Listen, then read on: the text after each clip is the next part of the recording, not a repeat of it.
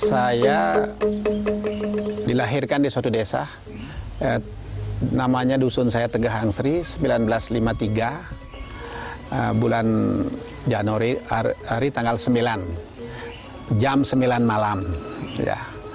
Jadi saya menghabiskan masa kecil saya di kampung halaman saya.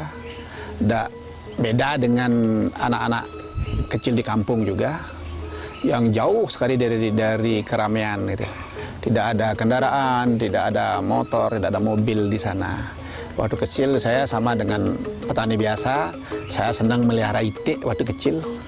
Ya, itik saya kalau lagi sakit saya gendong itik saya sayangin gitu.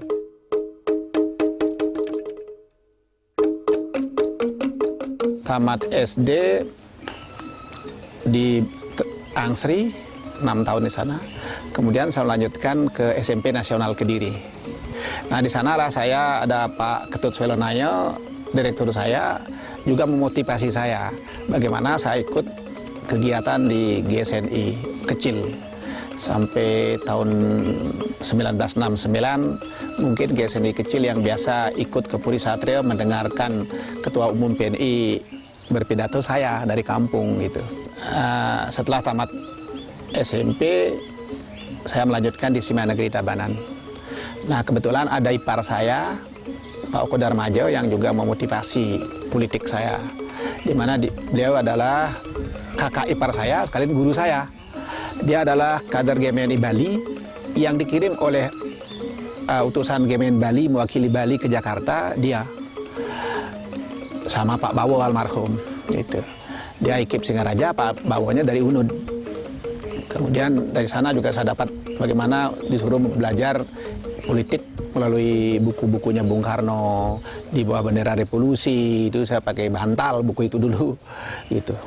Nah, kemudian di sisi lain juga peran orang tua saya. Orang tua saya ada sangat keras mendidik saya, dan berdasarkan pendidikan keras itu yang diajarkan bagaimana harus disiplin diri dan harus percaya diri gitu.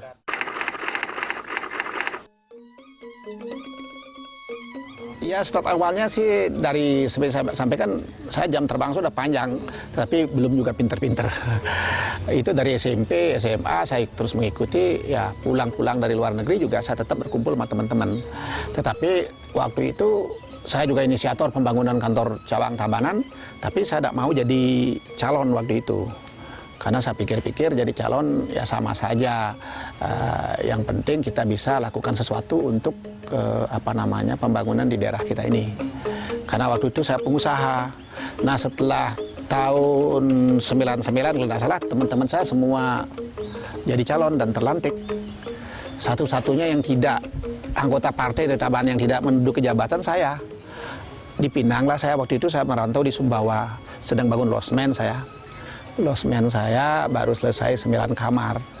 Dicarilah saya sama teman-teman, dijadikan calon bupati. Pada awalnya saya tidak pernah memimpi jadi bupati, tidak ngerti itu apa bupati, tidak tahu. Akhirnya ya dorongan teman-teman, didaftarin terus, didukung terus, akhirnya saya terpilih tahun 2000 sebagai bupati yang tidak pernah saya mimpikan. Saya waktu itu dapat suara 30, calon yang satu dapat suara 4, yang satu dapat 1. Jadi 30-41 gitu komposisinya. Ya, terus kemudian saya jadi bupati 2 periode seperti adik ketahui kan. Saya sudah berusaha keras untuk melakukan pembangunan ini, tetapi itulah hasilnya yang ada. Kita tidak bisa melebihi dengan segala ya kekurangan saya. Tentunya kalau belum memuaskan masyarakat Tabanan, tentunya saya minta maaf.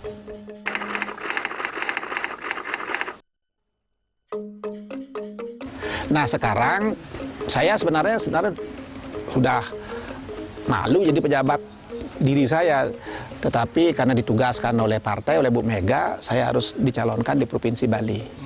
Jadi sekarang.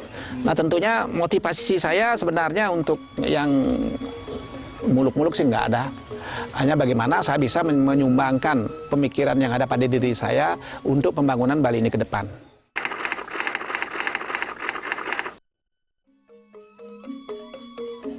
Nah dilihat sekarang pembangunan Bali ini kan timpang. Sangat timpang apa kurang merata. Bali sudah maju.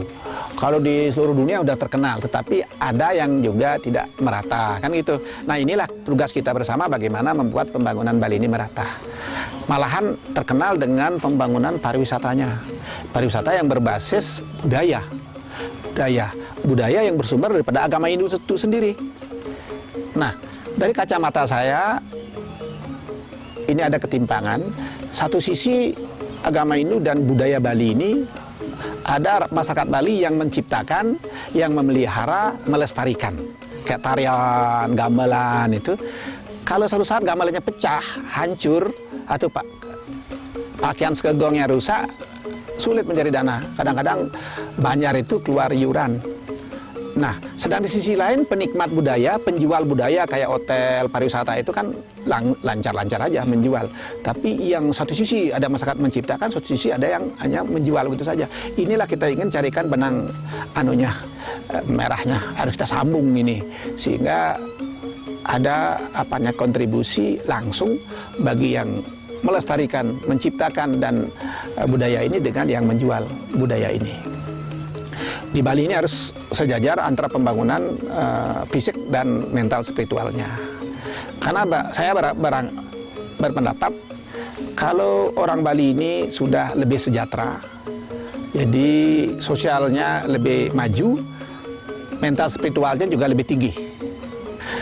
Saya ingin sumbang pendapat kepada parlemen di Bali ini, bagaimana jadi saya berpikir, saya setuju Bali ini harus maju, modern, tetapi tidak tercabut dari akar budayanya.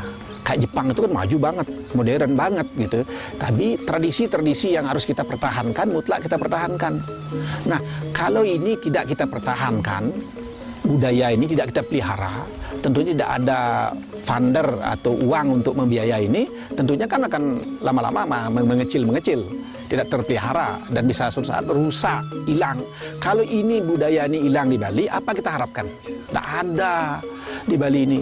Hotel luar negeri lebih bagus, pemandangan lebih bagus. Apanya hanya budaya yang unik ini, taksu Bali ini kita pertahankan.